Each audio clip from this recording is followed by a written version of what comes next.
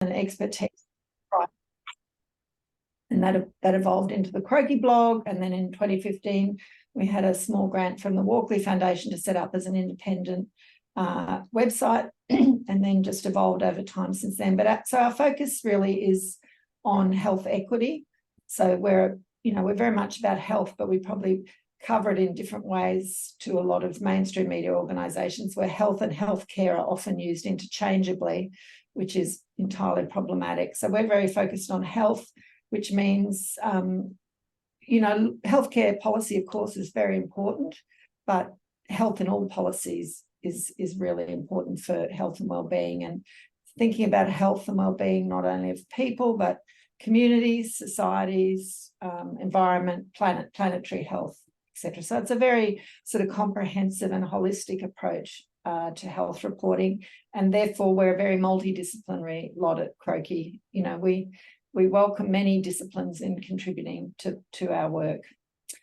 We are very low budget. People often do not realise exactly how limited our resources are. So none of us are actually on staff. None of us are employees as such. We're a network of independent contractors, which is what lets us be very efficient.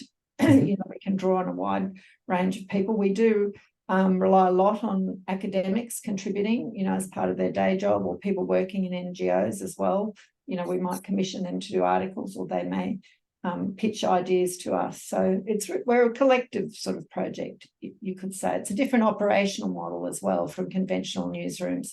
And, that lets us be flexible and nimble and innovative, but it also means we don't necessarily tick the right boxes when you're trying to get funding, even down to the fact, a lot of people don't realise there is no pathway for not-for-profit journalism in Australia.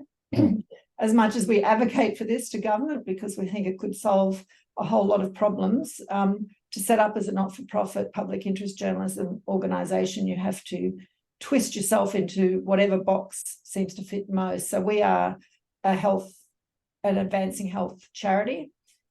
We would much prefer to be a not-for-profit public interest journalism organisation, because it would align so much better. And if anyone has read the health charities legislation, it is like 1950s view of what health promotion is. It is very out of date. So you have to talk about diseases, preventing a disease or so on. You've talked just then about some of the concerns and issues around health coverage in the media, Melissa. Can we just cycle back to the time you started working as a journalist? And I know you worked in a range of rounds, but what was coverage of health like then? Was it substantially different from what we see now in mainstream media? Well, I guess just, in a general sense, everything has changed so dramatically since the pre-internet days in terms of how we cover anything, not only health. So the internet disrupted health journalism just as much as it disrupted every other sort of journalism. I think there's, I just look back at my own career and just cringe really about how I have covered health over the years, so that my sort of professional journey probably reflects a lot of changes in the wider sector's understanding of what matters for health and so on as well. So in that sense, there's been change. I think we have to acknowledge the internet has brought a lot of very helpful things as well. It has let us hear much more diverse range of voices. Croaky would not exist without the internet, because we're purely digital pretty well. Although we do things in real life as well, like events. But I think as time has passed, the negatives of how the corporate environment really and regulatory environment on the internet has developed, just become more and more evident. So, we've been doing some events around the hashtag digital nation building, just to try and challenge the idea that the news and information environment is just so critical to so many aspects of our life, and we've basically surrendered it up to these very powerful multinational companies that aren't very well regulated and certainly not very accountable. Does it go for social media platforms as well as news sites, do you think? Well, I think you can't really talk about media and social media as if they're separate things. We're all part of a system, and what happens in one affects the other. Social media is really important in terms of sharing and gathering news content. So I mean, there was an interesting article recently published about how Meta's approaches in Canada have really led to the shutdown of a lot of community publishing because of their trying to ward off regulation. We saw a little bit of that in Australia as well. So we've sort of surrendered sovereignty in a way, or autonomy or control over our news and information environment, at the same time as the challenges that we're facing are just escalating, and we haven't really responded to that in any sort of meaningful or systematic way, I don't think. Yeah. Could we take perhaps the example of COVID, which I know you've co-authored an article which looks at COVID and public health and public media as a sort of convergence zone of crises over the last few years. I guess one of the things that interests me about that a lot is that we seem to have gone from people being able to watch hours of premieres on TV in the morning for weeks on end at the early, first year of the crisis, to an almost disappearance out of mainstream media of any discussion about COVID. You've really got to hunt around to get a sense of there being, whether there's an Omicron wave at the moment, or and so it's very strange to me that we're seeing such rapid and comprehensive swings and roundabouts here. What do you think's going on there? Oh, I think it's entirely strange. I think all of us at Croaky have sort of puzzled over this over the last few years. Well, at the policy level, we switched from more of a public health approach, which was we need to take collective responses, we need to centre the needs of people who are most at risk in this situation, to a much more individualistic neoliberal sort of approach where it's, it's all up to you and you can work it out. And, I think the media has covered that to some extent, but there's so many factors at play, it's hard to know where to begin. I mean, on one hand, you have we're all under such immense pressure in newsrooms. As the crises escalate and widen, sort of less and less resources to cover them properly and to continue the fight. There's not the political interest in seeing this story told. It seems to be very politically driven, a lot of the public discourse around it, in terms of, we'll just keep on, we won't mention COVID, don't mention the war. And certainly we're not centering the needs of people who are most at risk. That's very clear. I think there is a very active minority of people, some people from health, some consumer advocates, who are really trying to continue the focus. There are those who are really trying to get the message out around the importance of ventilation and those more public health approaches. I find it mind-boggling that as a community we're not more concerned about prevention, particularly for people in aged care, people in hospitals and healthcare, people. Yeah, people who are immediately vulnerable. And then I guess with COVID, it was something that directly affected people in ways that they could experience. But unfortunately, for some, a dreadful experience. There's a huge rise in deaths over the last few years. But what do you take away from that when you're looking at other crises like climate change and its link to health and how that's understood? If COVID was a sort of dress rehearsal for what we're going to go through with climate, something must have gone wrong with the director or something. Yeah. Or past. Interesting you link those two. Well, just first of all, I think this is a problem with a lot of areas. We cover the politics. I mean, we saw that during the Voice referendum campaign as well. We cover the politics rather than the actual substance and policy and meaning and what difference it would make for people and communities. So everything is pitched as how it plays out politically, so that possibly reflects political reporters or newsrooms preferencing that type of approach and narrative.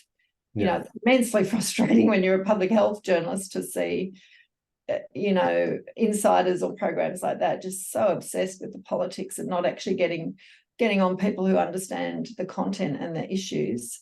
So there's that, but it's interesting you raise the climate and COVID issue, because very early in the pandemic, when it did look like governments and policymakers were following the evidence, you know, sharing the evidence, etc., I wrote an article for Inside Story, and it was sort of like, imagine if we took this approach with climate change. So I look back on that and think, how naive was I? You know, how much things have swung around since then. So I think, you know, the lessons from this period are really important, I think, for us all to reflect on and learn from as we go forward, because we know there's just going to be more and more climate disruption, crises, communities under pressure. So how do we mobilise better, you know, as communities, across disciplines, across sectors, really to ensure some accountability? Platforming of voice. Sorry? And platforming of voice, you know, so that communities do have a voice. I want to just suggest, if people want to start asking questions, to type them in the comments. But before people do that, Melissa, I'm really interested in what positive role you see is possible for universities to play in this. Most universities do focus on, certainly La Trobe, you know, our research is very geared around social equity, health, resilience, climate change. But do people who become public health practitioners come through with the right training to be able to assess and participate in the media? And do journalists who finish their training know enough about health to be able to put in context some of the things that we're facing in terms of health emergencies, but also just everyday health and well-being, and the way that they can connect to the public on those issues? Yeah, so we have talked about this, Laurie, haven't we, about how, you know, the role that public health can play in contributing to journalism, education and training, and ongoing professional development as well. You know, I don't think most journalism graduates would have a good grasp of public health. And why would they, you know, unless it's part of the curriculum? You know, most healthcare professionals don't necessarily have a good grasp of public health either. You know, it's a very different way of approaching health and well-being. But equally,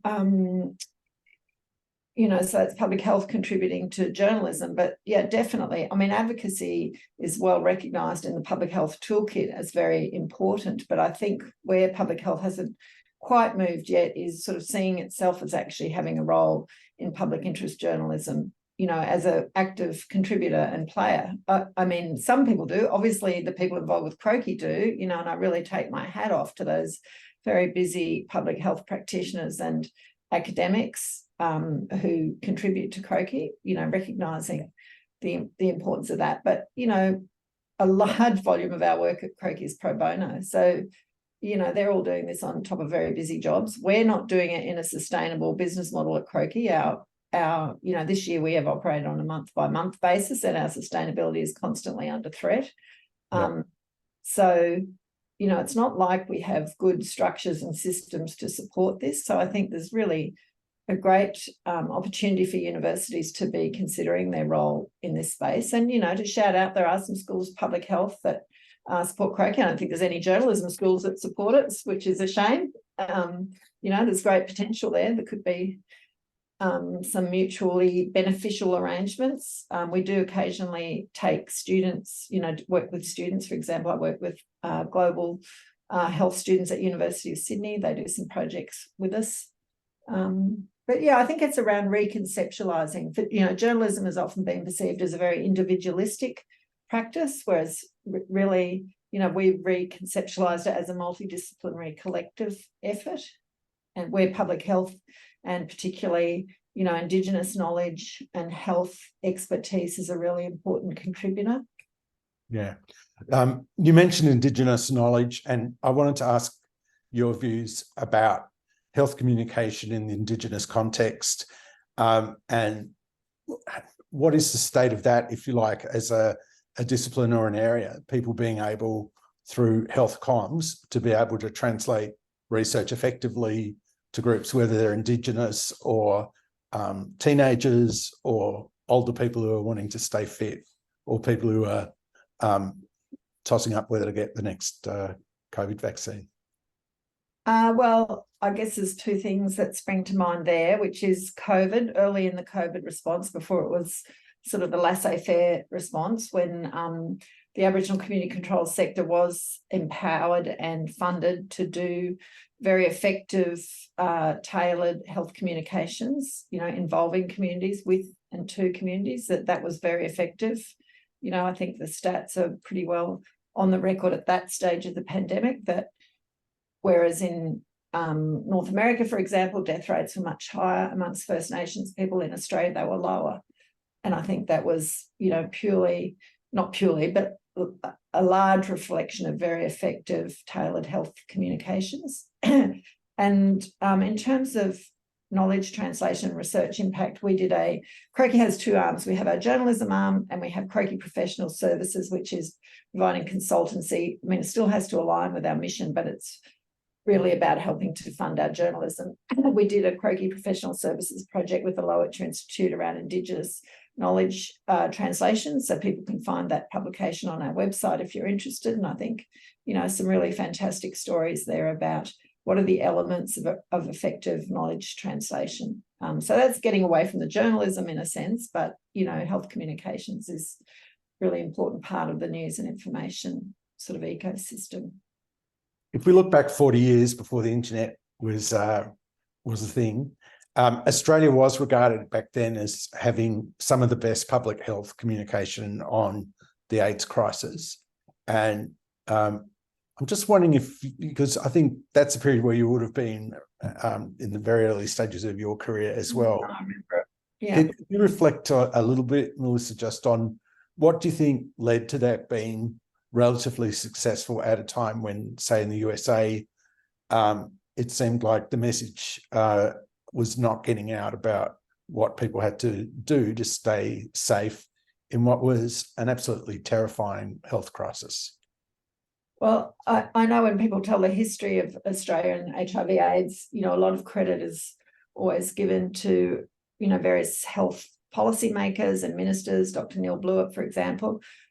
But my memories are of the very activated community, the groups that really, they marched, they protested, they engaged in media advocacy and really pushed for accountability. And so it was really that community-led response, I think, that was so powerful. And that's, I think, reflecting on that and thinking of where we're at and where we're heading, the importance of really empowering communities and providing platforms for communities during climate disruption. And so, that's why it's quite dire, to think of the state of the news and information landscape. I mean, we've just seen with The Voice, the power of misinformation and disinformation and, the inadequacy of existing media models really for informing communities well. So we've got misinformation, disinformation, problematic media ownership and structures, and then we have underserved communities. So all the news deserts, thinking of the work done by the Public Interest Journalism Initiative, showing how many local government areas, often in rural and remote communities, don't have any local voice in terms of local media. So we at Croaky, we've done a lot of submissions to various inquiries, and we often are advocating for a much more streamlined and equitable pathway for not-for-profit journalism. If you look at the Aboriginal community controlled health organisation model of local community embedded community controlled health services, that's a really great model, I think, for local community controlled news and information sort of services, sort of taking a quite different operational and organisational approach to providing local journalism. Yeah. We've got a question from Megan. Megan, maybe if you just want to switch on your mic and ask, that would be great. And I think we can do that now, just if people want to raise hands. We're not a huge group. Yeah. So Megan, over to you. Oh, thanks, turn my camera on. I'll make sure I've got that. How are you? I realised I had it off, sorry. Thanks so much, Melissa. I'm really enjoying what you're saying, and yeah, I'm just sitting here nodding my head madly at everything you're mentioning. But my question, I was sort of a comment and then a bit of a question really, was I feel very deeply about this sort of, what we're talking about here is someone who's sort of worked in health promotion or population health, don't come from a background actually of that. I don't even come from Australia, I come from New Zealand. But it's something I can see the relationship with the media and how we are actually understood and the work that we do, how it's important, is often something that's missed. And I'm actually based in regional Australia, but up in Albury Wodonga, work in the northeast part of Victoria. But yeah, we're trying to look at, we've had recent funding cuts in our part of the world, as I'm sure many have, but we're trying to think, well, this happens often and we're the first point of call that's often cut. But I feel quite strongly that, you know, we're unseen. It's kind of our fault in a way. Well, that's maybe a bit harsh, but, you know, how do we get more active and how do we make people, other sectors and other people trying to influence actually understand what the work is that we do, practically, perhaps the outputs, but also what it is that who we are, firstly, that we are actually out there and what we're doing. But my question was, yeah, like we're working on a bit of a regional approach at the moment. We're starting with LinkedIn. Number one was actually getting ourselves up on LinkedIn. But number two, like connecting, being quite clever in a way, I guess, thinking of who we connect with and how we connect, but how we kind of use storytelling through that to, I guess, show what exactly health promotion or population health is. But I guess more broadly, what sort of suggestions and things you might have in your experience of, I guess, how we can make that more effective. So yeah, how do we be seen as a workforce? So did you attend the ARPA conference recently? No, I didn't. Right. Well, my colleagues did though. Yeah. Oh, good. Well, I think that collective voice is really important. You know, we're really grateful that ARPA, I know it's a, you know, and our supporters in the health sector tend to be the lower budget end of the health sector because it is more the prevention, health promotion, public health crowd rather than the cashed up, you know, high-tech medical intervention crowd. So we were very grateful that ARPA enlisted the Croaky Conference News Service to cover because, you know, A, we get to do good stories and B, it brings in some funding to help sustain us. And so just, I think those professional organisations are really important to support because it is very hard to have a voice individually. You know, the collective is always so much more powerful. So I would say really engaging, whether it's ARPA or maybe you're involved more with another organisation, and sharing stories with them. But I think also what you're doing, you know, sharing stories with local community about what you're doing. I would be looking at who, you know, you just have to think about who you're trying to reach. Like, who do you want to be visible to? Is it the people who are going to cut the budget? Is it your local community? I mean, they're not separate really, because if your local community cares about you, then the budget cutters are less likely to want to wear some local outrage. Yeah, but I think it's hard, isn't it? Because for so long, people working in public agencies or services have really had their voices suppressed in a lot of ways. There's so many ways that you're not allowed to speak out or tell your story, or it's controlled. And that's become so much worse, you know, over the period I've been doing health reporting. I once told people when I started doing health reporting, the National Health and Medical Research Council meetings used to be open. They used to be attended by about 12. You know, ABC would have 2 or 3 journalists there. I'd be there from AAP. We'd get all the meeting and agenda papers. We'd listen to the discussions. Now, no one would know when an NHMRC meeting's on. You certainly wouldn't be given any papers. You certainly wouldn't be invited. So it's over that period there's been this massive sort of suppression of voice. Everything is so sort of scripted and manufactured. So I think doing whatever you can in your local environment to really grow and nurture and protect voice for people is really important. It doesn't have to be the way it is now. It wasn't always. you know, when people weren't allowed to speak out. But often professional organisations can help you do that. You know, like I know a lot of people we quote and publish their articles. It's not because of not quoting their role in a health service, but it's quoting their professional organisation title. Mm. Oh no, is it something like, are you looking for people to give you content? Yeah, absolutely. Just if you have ideas for articles, you know, just send us an email. We really welcome that. And you know, there's other ways as well. I haven't really talked about all the things Croaky does, but we are still on Twitter, and you know, it remains an influential platform for us. None of the platforms are great.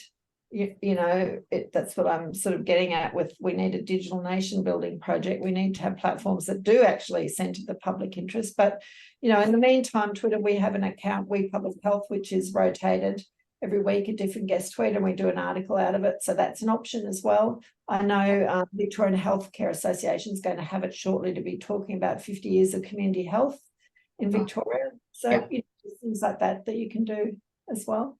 Oh, awesome. Thank you.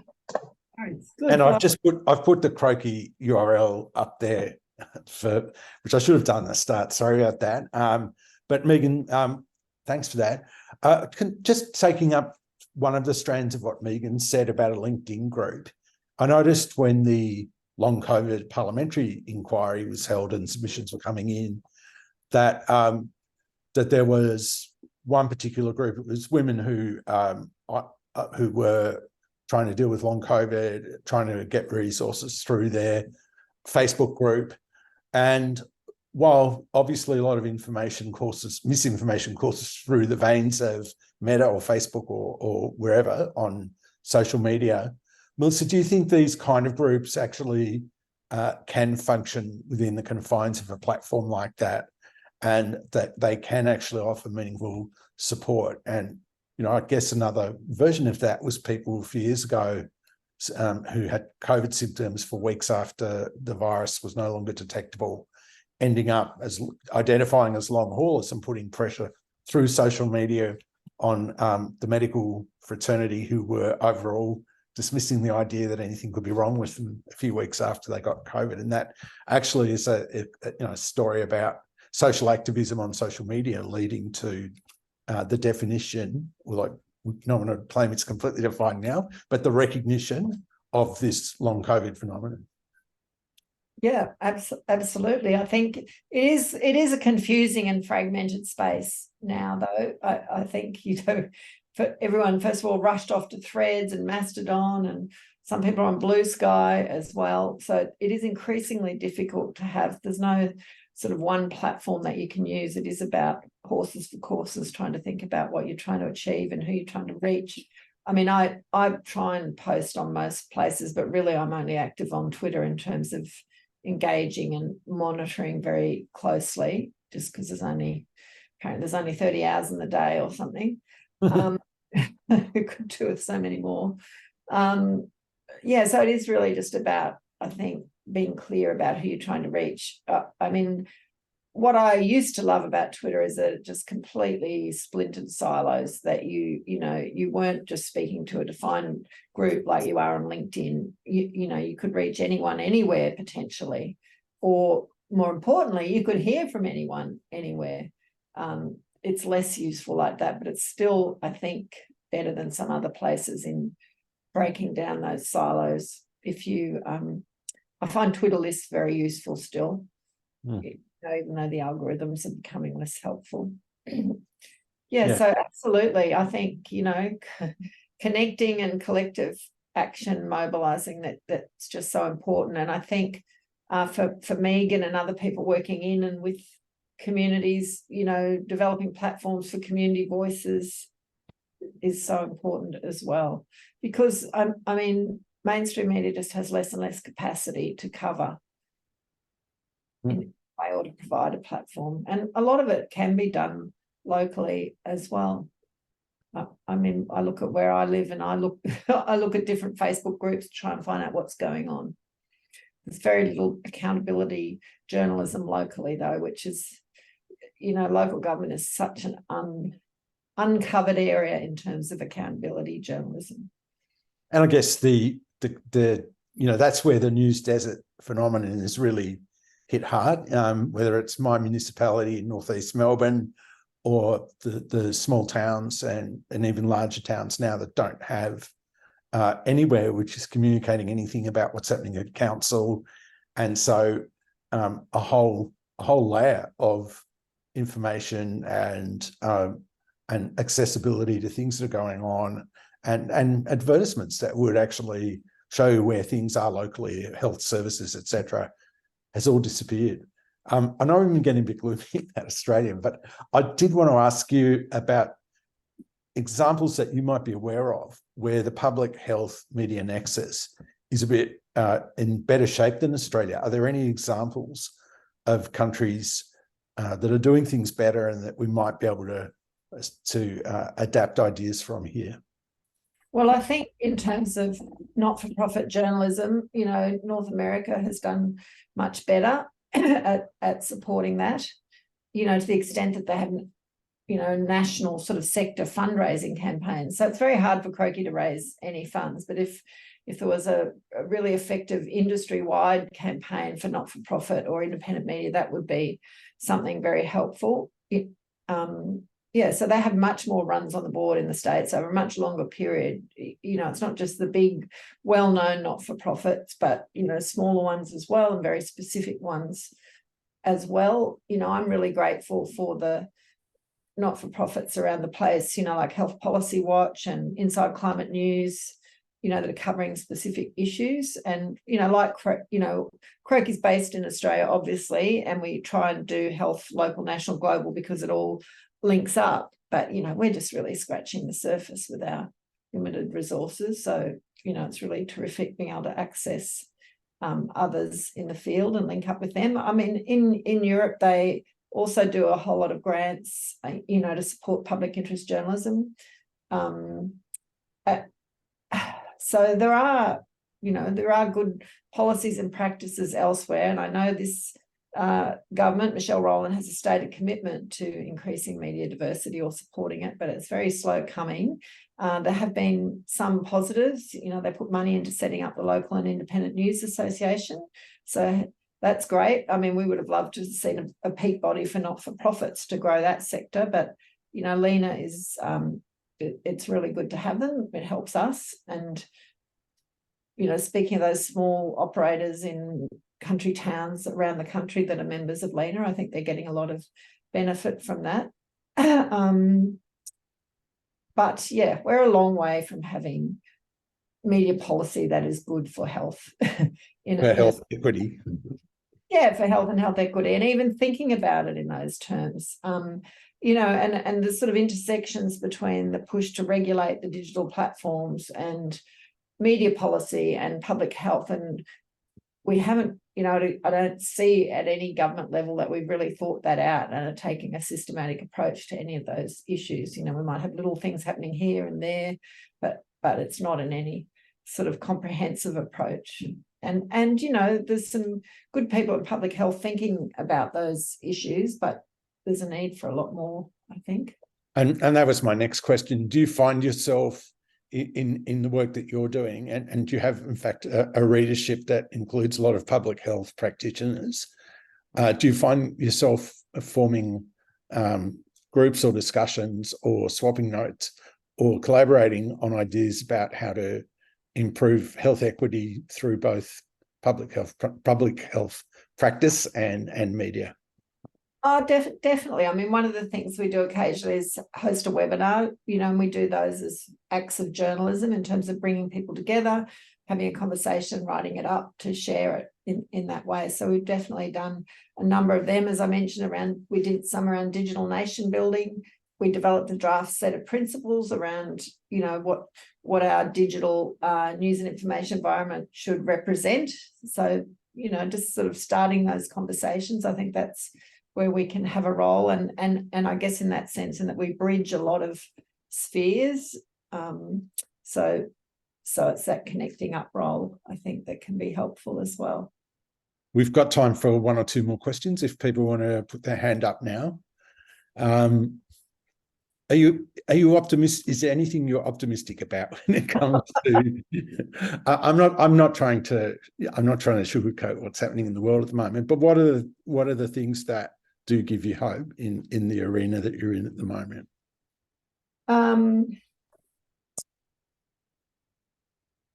I think, I'm sort of repeating myself, I suppose, but I do think it really does come back to mobilising communities, engaging with communities. I think the election of the independent candidates at the last federal election has been profoundly important for policy, a whole lot of policy areas that are important for public health, whether we're thinking about COVID or transparency and political integrity and political reform, or climate, fossil fuels. So I think that those sort of movements are encouraging, but it's probably hard to be overly optimistic at the moment, looking around what's happening in the world. It's a very rough time. Yeah. Is there anything you'd say requires more urgent attention than anything else in the work that you're doing and in public health? Well, it's interesting because for many years, public health talked a lot about the social determinants of health, the importance of social policy or housing or income support, etc. I think commercial determinants of health has really emerged out of that and gotten a lot more attention in recent years, which is really terrific. But, clearly if people are to have a future on this planet, fossil fuels has to be front and centre of all of that. And often it's not in public health discourse. There are specialist groups that really push it, like the Climate Health Alliance, Doctors for Environment, Seed Mob, etc. But to my mind, public health could be doing much more around fossil fuels. And it's tough because public health is often embedded with government. And, if you think back to the previous Health Minister, Greg Hunt never let the words climate change and health strategy pass his lips, because he was in a government that cuddled coal in Parliament. So, I do acknowledge that it has been very difficult for the sector to address some issues in the past, but really the needs are so urgent. Courage is needed to really push boundaries, transform conversations. Yeah. For example, we should not be reporting the Northern Territory's government submission to the Middle Arm precinct development without mentioning climate change, which ABC did recently. So, we all need to think about what are the big issues we need to keep in frame. Yeah. And you're alluding to something which is an obvious problem, and yet people are often not actually making those connections. And perhaps that's where universities can also come in and look at how the different things we're researching join up in particular ways. It seems climate change has a much higher profile in the media than it did a few years ago. But on a personal level, I'm not seeing the joining up happening as much as focus on particular episodes of climate change or health crises. And maybe that's something we can hope for down the track. And at La Trobe, hopefully we can do this through our interdisciplinary collaborations across a whole range of areas. So, and sort of putting climate justice in there is absolutely critical, whether it's globally or nationally or locally. Yeah. Well, on behalf of everyone here, Melissa, it's been great to have a chat. I'm so sorry that the technology didn't favour us in the first few minutes, but it's been really great to go over such a lot of terrain over the last hour. And I thank you so much for being part of this today. And on behalf of the fledgling new Care Economy Research Institute and our School of Humanities and Social Sciences at La Trobe, we really appreciate all your insights and comments, and look forward to catching up again soon. Oh, thank you very much for the invitation. And as I said, please don't hesitate to reach out any time if anyone is interested in contributing to Croaky or just having a chat. Always very happy and really appreciate you coming along today. Thank you. Great. Have a good afternoon, everyone. And thanks so much for being with us. Bye. Thank you.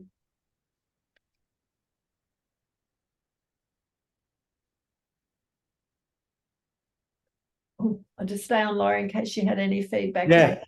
No, it's great. It was really good. Thank Oh, you. thank you very much. It's so nice to be invited and included. No, it was great. And I think the there are a number of colleagues there who would definitely have found that of huge interest. It was good to see Megan, and yeah, there's a couple of other people from Yeah, my. there are a few health Yeah, people yeah. I recognise. So Oh yeah, yeah. yeah. Yeah. So Well, no, good luck with the centre. Keep us posted, and yeah. will do. All right. Well, take care of yourself, and yeah, we'll catch up again soon. Thanks again so much. Thanks, sorry. Radio. Bye. Bye now.